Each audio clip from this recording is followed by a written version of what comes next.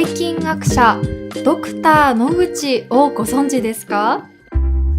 感染症から人々を守るための研究をした人ですが、日本に来たことがある人ならきっと見たことがあるはずです。理由はみんなのお財布の中にいるから。思い出しましたか？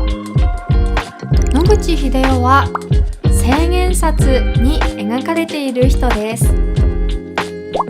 千円札は現在の日本で発行されている最小額の紙幣です。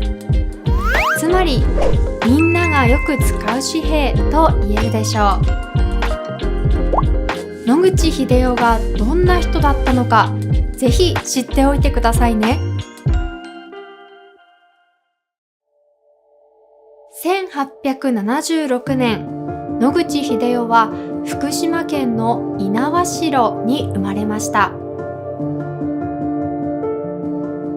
猪苗代は磐梯山と猪苗代湖の間にある自然が豊かで美しい地域です。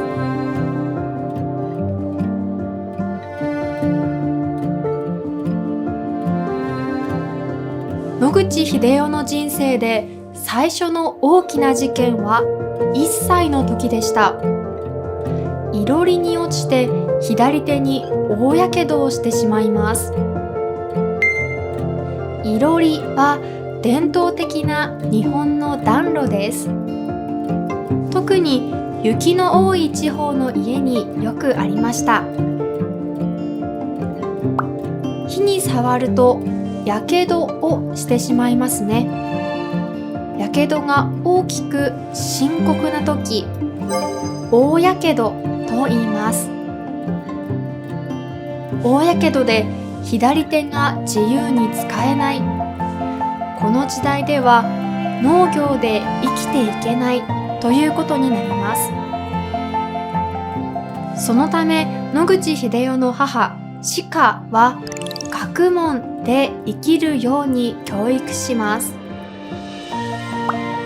学習や勉強という意味の日本語はいくつかありますね。学問という言葉は学ぶと問うという意味が入っています。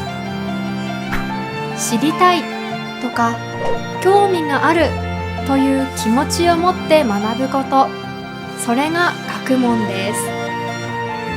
ただ勉強するよりちょっと深い感じですね。野口少年は勉強をとても頑張りました。学校の先生や周囲の大人たちも力を貸してくれました。そのおかげで野口少年は優秀な学校に進学します。さらにやけどをした左手の手術も受けました。その結果、不自由ながらも左手の指が使えるようになります。この時、野口少年は医学の力に強く感動したそうです。医学で人を助ける道を進んでいきます。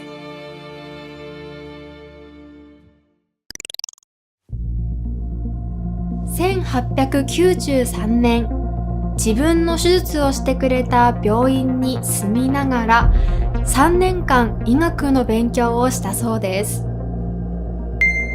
野口英世が細菌学について知ったのもこの頃だと言われています。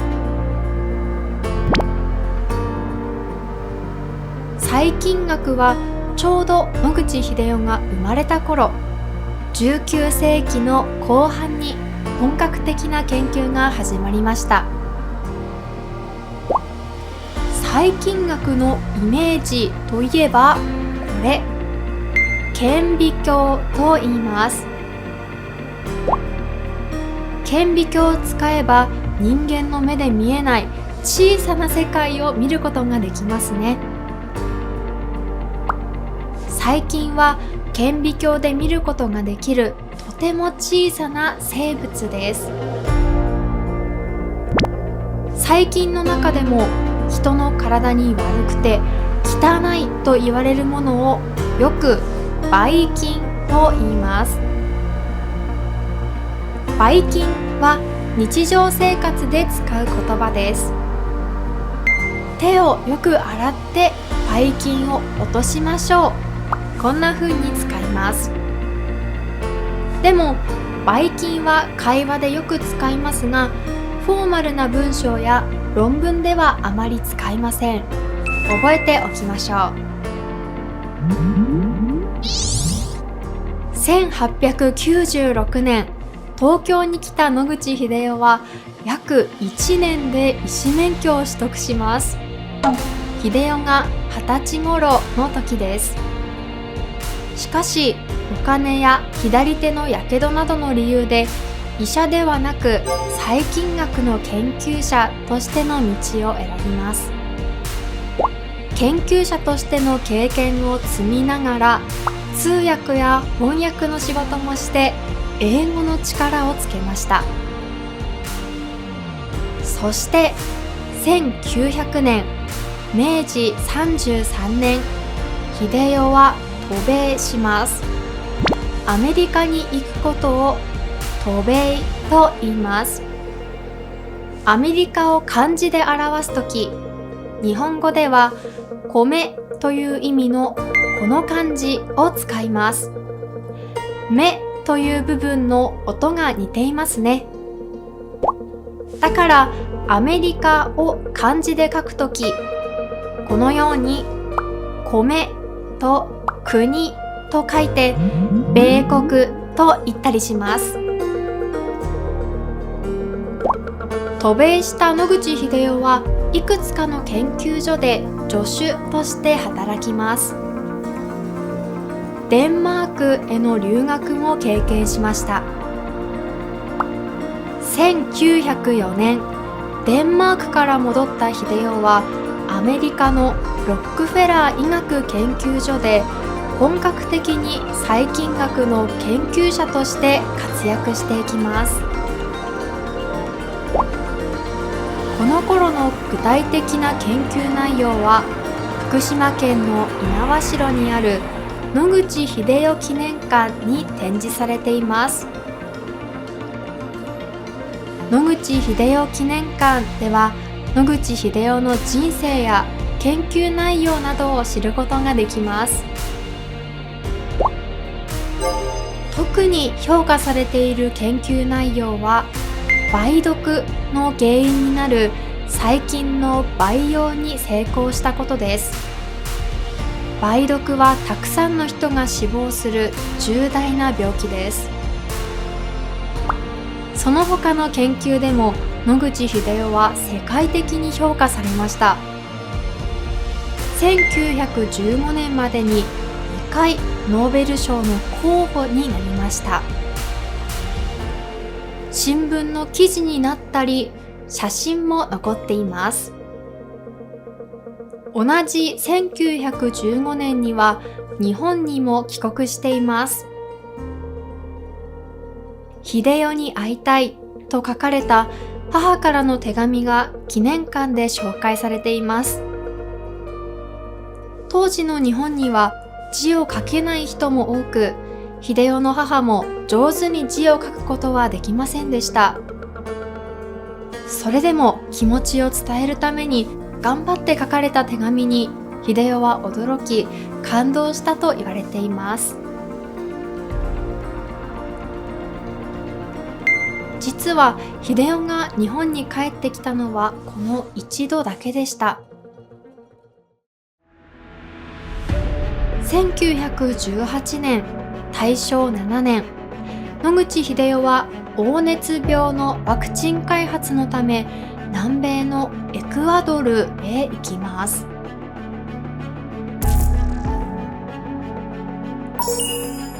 黄熱病は南米やアフリカで大流行していました。死亡する確率が 30% から 50% というとても危険な病気でした。エクアドルではワクチンを作り、たくさんの命を救いました。世界中から称賛されましたが、実は野口英世が研究していた病気は黄熱病ではなくワイル病という別の病気だったことがわかります。本当の黄熱病のワクチン開発のため、今度はアフリカに渡ります。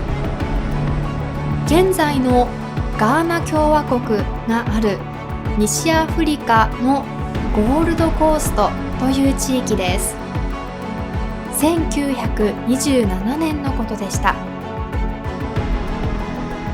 翌年、アメリカへ帰る準備をしていた時、英世も黄熱病に感染してしまいます。1928年、昭和3年、野口英世は51歳で帰らぬ人となりました。帰らぬ人となるは、二度と帰らない人、もう帰ってこない人、つまり人が亡くなるという意味です。人々の命を救うため、最近の研究に人生を捧げた野口英世のお墓は、アメリカのニューヨーク、ブロンクスにあります。これが野口英世のお墓です。強い精神や努力を感じさせる野口英世らしい立派なお墓ですね。英世の奥さんメリーさんも同じ場所に眠っています。ここは福島県会津若松にある野口英世青春通りです。通りは人や車が通る道で、英語のストリートと大体同じ意味です。そこには野口英世青春館という美術館があります。青春は人が若い時のことです。実はここ、野口英世が左手の手術をした病院でした。今は1階がおしゃれなカフェ、2階が美術館になっています。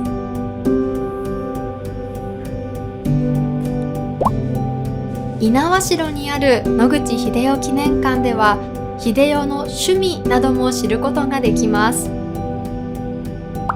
釣り、将棋、絵画、写真。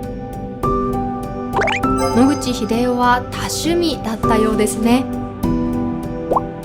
また、ロボットとして復活したドクター野口にインタビューすることもできますよ。そうだね。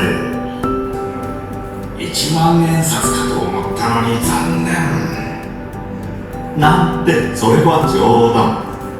1000円札の方がよく使われるし、科学者としては初めてお札に選ばれたわけだから、とても光栄だよ。